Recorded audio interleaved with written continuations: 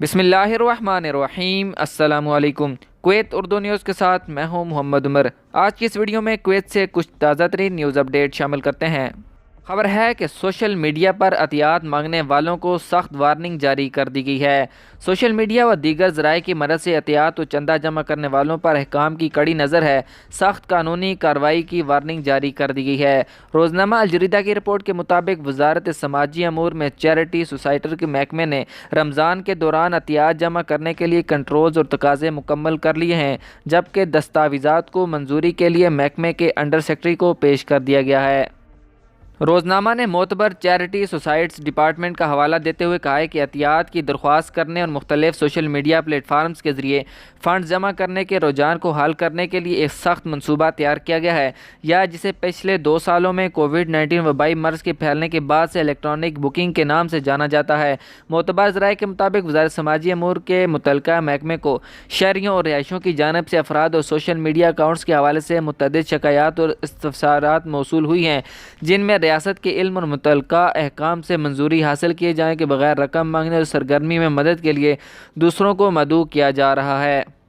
ذرائع نے اس بات پر زور دیا ہے کہ ان میں سے ایک بڑے گروپ افراد اور اکاؤنٹس کو فنڈ ریزنگ یعنی عطیات جمع کرنے کو ریگولیٹ کرنے والے قوانین، فیصلوں، کنٹرولز اور تقاضوں کی خلاف ورزی کے پیش نظر پبلک پراسیکیوشن وزارت داخلہ کو بھیجا گیا ہے تاکہ ان کے خلاف قانونی کارروائی کی جا سکے۔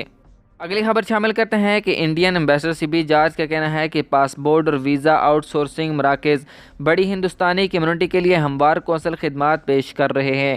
زیادہ تر تصدیق کا کام بھی اب آؤٹ سورسنگ مراکز میں منتقل کر دیا گیا ہے۔ سفیر شہری سبی جارج نے سال 2022 کے اپنے پہلے اوپن ہاؤس میں کہا ہے کہ اس کا مقصد کمیونٹی کے لیے ان خدمات کو ان کے قیام کی جگہ کے قریب دستیاب کرانا ہے۔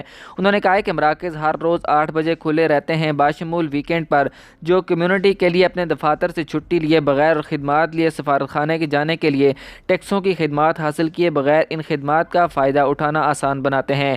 سفارت خانے کے افسران روزانہ 8-9 بجے تک تینوں مقامات پر تعینات رہتے ہیں۔ انہوں نے کمیونٹی کے حوصلہ افزائی کے لیے ان مراکز میں متعدد زبانوں میں رکھے گئے فیڈ بیک مراکز کو پر کرنے کا کہا ہے۔ بھارت سے نرسوں کی بھرتی کے موضوع پر سفیر نے کہا ہے کہ بھرتی کا سلسلہ جاری ہے۔ ہم نے واضح کر دیا ہے کہ ہم ایسی صورتحال کو قبول نہیں کر سکتے جہاں درمیانے افراد وزارت صحت کی طرف سے پیش کردہ تنخواہوں میں کٹوتی کریں۔ اگر ٹینڈر دستاویزات کم از کم تنخواہوں کی ضمانت دیتی ہے تو اسے نرسوں کو پیش کرنا ہوگا، ورنہ ہم ایسی بھرتی کی اجازت نہیں دیں گے جو کہ ہمارے نرسوں کے اتصال کے مترادف ہے۔ سفیر نے کہا ہے کہ وہ لوگوں سے اپیل کرتا ہے کہ اگر ایسا کوئی اتصال ہوتا ہے تو سفارت خانے کے نوٹس میں لائیں تاکہ ہم ایسے شخص کے خلاف قانونی کارروائی کر سکیں۔ اب کویت میں موسم کے حوالے سے خبر شامل کرتے ہیں کہ ماہر فلکیات عادل المرزوق نے کہا ہے کہ کویت میں سردی کا موسم مارچ کے آخر یا اپریل کے شروع تک جاری رہے گا۔ انہوں نے مزید کہا ہے کہ سردی ابھی ختم نہیں ہوئی ہے اور یہ مارچ کے آخر یا اپریل کے آغاز تک جاری رہے گی۔ اس خطے سے آنے والی شدید سردی کی لہر ختم ہو گئی ہے، تاہم سردی کا موسم آنے والے دنوں میں مارچ کے آخر تک جاری رہے گا۔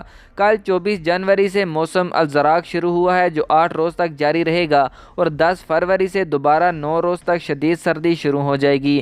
اس کے بعد مزید 9 دن تک سردی کم ہو جائے گی۔ مارچ کے مہینے میں سردی تقریباً 3 ہفتے تک برقرار رہے گی۔ انہوں نے مزید کہا ہے کہ 21 مارچ کو بہار کا موسم شروع ہو جائے گا۔